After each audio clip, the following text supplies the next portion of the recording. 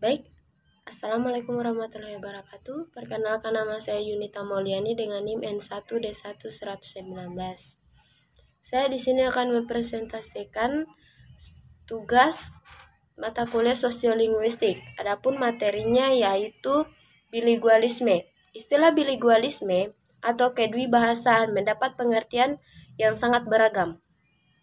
Ia dapat mengacu pada pemakaian ataupun taraf penguasaan bahasa seseorang atas bahasa kedua yang paling rendah sekadar dapat memahami atau mengucapkan thanks yo sampai taraf yang paling tinggi menguasai dua bahasa dengan sangat baik. Menurut Edwards pada tahun 2006. Di sini, istilah itu dipakai untuk mengacu pada suatu keadaan.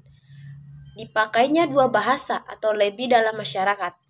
Konsep umum bahwa bilingualisme adalah keduanya digunakannya dua bahasa oleh seseorang penutur dalam pergaulannya dengan orang lain secara bergantian telah menimbulkan jumlah masalah. Hubungan antara bilingualisme dengan individu ini telah lama menarik perhatian orang.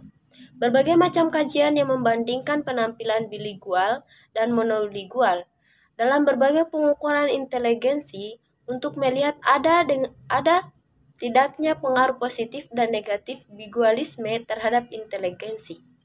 Berdasarkan cara pemerolehannya, Reynolds pada tahun 1991 nomor 155, bilingualisme dibedakan atas dua macam. Pertama, pemerolehan dua bahasa secara serempak pada usia dini dan dalam konsep alami. Kedua, yaitu pemerolehan bahasa kedua setelah bahasa pertama ketika dewasa dan setelah memasuki pendidikan formal. Wines pada tahun 1953 membedakan bilingualisme majemuk, bilingualisme setara, dan bilingualisme subordir. Pembedaan antara ketiganya menekan penumbuhan perhatian pada dimensi bagaimana dua sandi bahasa atau lebih diatur oleh individu yang bersangkutan. Pengaruh bilingualisme terhadap individu. Kajiannya, pengaruh bilingualisme terhadap individu menurut Purwo pada tahun 1990 nomor 132 mengemukakan bahwa anak belajar bahasa tidak lepas dari konteksnya. Jika berhadapan dengan masyarakat A, maka ia akan menggunakan bahasa A. Dan jika berhadapan dengan masyarakat B, maka ia akan menggunakan bahasa B. Hal itu diduplikat oleh Joko Darjowidojo pada tahun 1997 nomor 37 yang menyatakan bahwa anak bilingual justru terbantu dengan kebilingualnya itu, bukan saja dalam hal bahasa tetapi juga dalam hal lain seperti yang ditunjukkan Labret dalam penelitiannya di Kanada. Materi kedua yaitu diglosia. Kata diglosia berasal dari bahasa Prancis, yaitu diglosser, yang pernah digunakan oleh Marcis, seorang linguistik Prancis. Tetapi istilah ini menjadi terkenal dalam studi linguistik setelah digunakannya oleh sarjana Stafford University, yaitu C.A.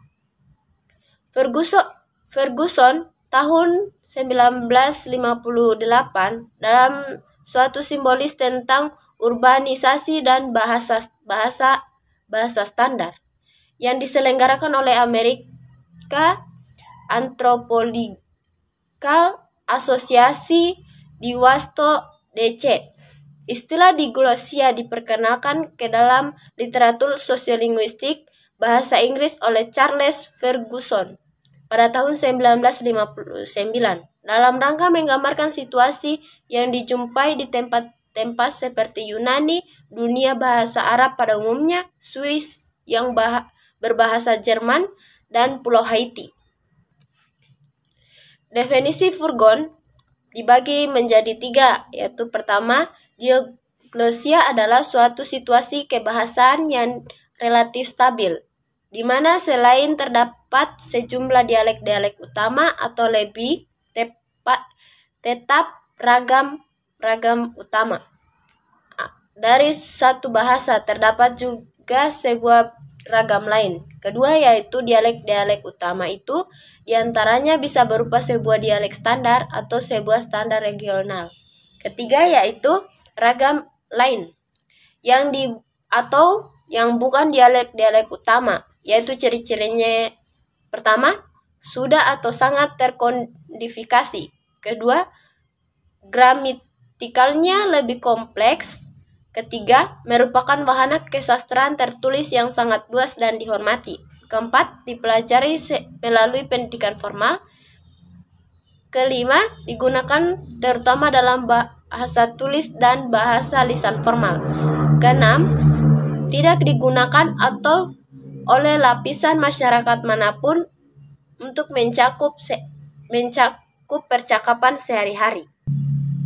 Nilai kompleks diglosia adalah bahwa konsep ini dapat digunakan dalam tipologi sosiolinguistik, yakni dalam klarifikasi masyarakat menurut jenis keadaan sosiolinguistik yang ada pada masyarakat tersebut, dan diglosia menunjukkan kontras yang mencolok dengan jenis keadaan yang dijumpai di negara-negara seperti Inggris, Amerika, yang dapat kita sebut dengan dialek sosial, untuk menunjukkan bahwa ragam tersebut adalah dialek sosial, bukan laras.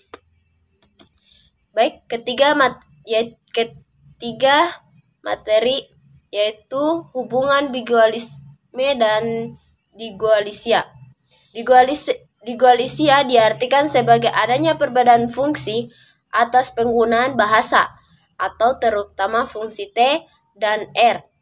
Dan bigualisme adalah keadaan pengguna dua bahasa secara bergantian dalam masyarakat. Maka, FISMA pada tahun 1977 menggambarkan hubungan diglosia dan bigualisme itu seperti tampak dalam bagan. Adanya 4 jenis hubungan antara bigualisme dan diglosia, yaitu 1. Bigualisme dan diglosia. Kedua, bigualisme tanpa diglosia. Ketiga, diglosia tanpa bigualisme. Keempat, tidak bigualisme dan tidak diglosia. Baik dari materi di atas dapat menyimpulkan bahwa istilah bigualisme dalam bahasa Indonesia disebut juga kedwibahasaan. Dalam istilah secara harfiah sudah dapat dipahami apa yang dimaksud dengan bigualisme itu, yaitu berkenaan dengan penggunaan dua bahasa atau dua kode bahasa.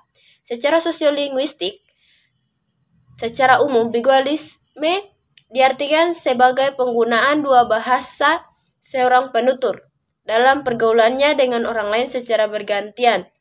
Menurut Markel pada tahun 1962 nomor 12 dan FISMA pada tahun 1975 nomor 73. Dan untuk dapat menggunakan dua bahasa tertentu, seseorang harus menguasai kedua bahasa itu. Istilah diglosia juga digunakan untuk menyatakan keadaan suatu masyarakat di mana terdapat dua variasi dari satu bahasa yang hidup berdampingan dengan masyarakat mempunyai peran tersebut. Adapun 4 jenis hubungan antara bigualisme dan diglosia, yaitu bigualisme dan diglosia, bigualisme tanpa diglosia, diglosia tanpa bigualisme, tidak bigualisme, dan tidak diglosia. Baik, itulah presentasi materi saya. Dan saya akhiri, wabillahi taufiq wal hidayah. Wassalamualaikum warahmatullahi. Sekian dan terima kasih.